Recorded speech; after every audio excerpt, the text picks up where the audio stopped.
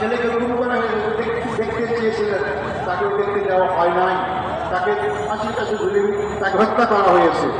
আমি সাথে সাথে রাষ্ট্রীয় দলের নেতা জনাব সালাউদ্দিন চৌধুরীকেও ফাঁসির কাছে ঝুলানো হয়েছে।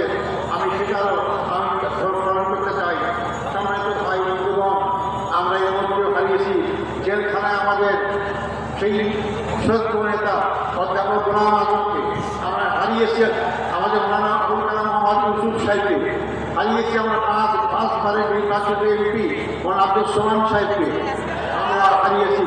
এরপর আমি বের হয়ে হারিয়ে দেখতে পেলাম আমাদের সামনে এখন তার নেই, আমাদের আমিরের জামাত এখন আমাদের পূর্ণির আমির আছেন বকুল আহমদ সাহেব এবং নাজি আহমদ সাহেব, তার সবাইকে শ্রদ্ধাভাবে স্মরণ করছি এবং তার সংসদ পরিবার সদস্য সবার কাছে আমি তার স্মরণ জ্ঞাপন করছি। আল্লাহ তাদের সবাইকে ধারণ করতে অভিজ্ঞান করুন। আমি এই প্রসঙ্গে বলতে চাই, এই হত্যাকাণ্ডে যারাই যে পর্যায়ে জড়িত সবাইকে আইনের আওতায় এসে তাদের বিচার করা হোক।